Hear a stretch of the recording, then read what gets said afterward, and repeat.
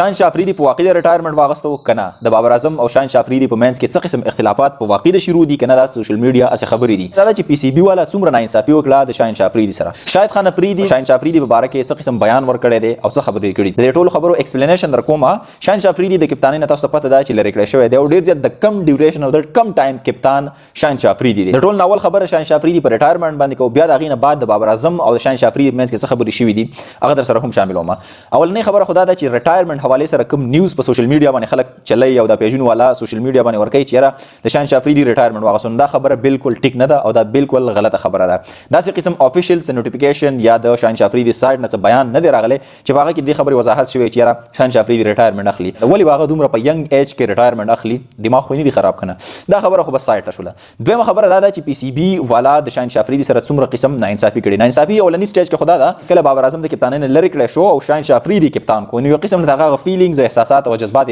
منځ ته راوستل بیا د غینه بعد د کم ډیوریشن کې یو دوره د کدو دوره د کپتانۍ کو د کپتانۍ نه بیا لري کو واپس بابر اعظم ته کپتانۍ حواله کړه شاهد خان افریدي هم د دې حواله سره دغه یو ټویټ کړی یا پوسټ کړی په هغه کې دا خبره کړې ده چې عجیبه غونډه کې فیصله کړې ده سینیئر کرکټرانو عجیبه غونډه کې خبره کړې چې چینج کول پکارو او دا ضروری خبره و چې نه چینج به من کو کپتان به چینج کو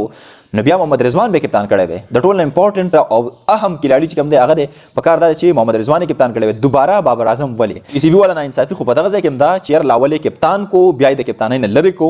او دویمه خبره دا ده چې کله د کپتانۍ نه لری کاو نو ایز ا ایکس کپټن دا خلک راوغواړي چې تراشه من کپتان چینج کو استاد دی حواله سره څه اوپینین دی استاد سره دا نو بالکل د هغه د انوالو کېدو نه بغیر پی سی بي والا دغه ډیسیژن واغستو شاهنشاه افریدي د کپتانۍ نه لری کو نو دا غټه ناانصافي په دې کې د یو قسم لا کم نظری به ورته موږ وایو درېیمه خبره د بابر اعظم او د شاهنشاه افریدي په منځ کې تنازعات یا اختلاف دي نو په واقع د دې خبرې سره اختلاف په دې وجه پیدا کیږي چې بابر اعظم په خپل هم د خبرې د غاړه کې خودا یا پی سی بي والا غو فورس کو کپټنسی په ایکسپټ کړه دا ځان له خبره ده خو د دې سره خامخا اختلاف ضرور پیدا کیږي او پاکستان ټیم همیشه لپاره د دې شي شکار کیږي چې په منځ کې ګروپ بندۍ شروع کیږي اختلاف شروع کیږي او به اتفاقی د وجه د پاکستان ټیم همیشه لپاره د هار شکار شوی دی او د ګټلې میچ د لاس نه وتلې دا صرف او صرف په خپل منځ کې د اتفاقی یو نتیجې او پاکستان ټیم همیشه لپاره په دې خبرو کې غیر دی انستګرام باندې د شاهنشاه افریدي دا کیپشن او دا لیکل بشي چې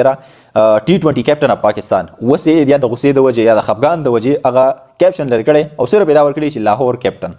بس دا خبرې دی په منځ کې د وجه پاکستان ټیم باندې ډیر زیات یو غلط اثر پریوزي کپټنسی مزه کوله او خوند کاو د صرف یو پلیئر سره په موجوده ټیم کې او هغه محمد رضوان خپل تاسو سره دا غره سره هم کمنټ کې شامل کړئ ان شاء الله ملاویږي نو ویډیو کې تر هغه د مال راکې اجازه الله پامان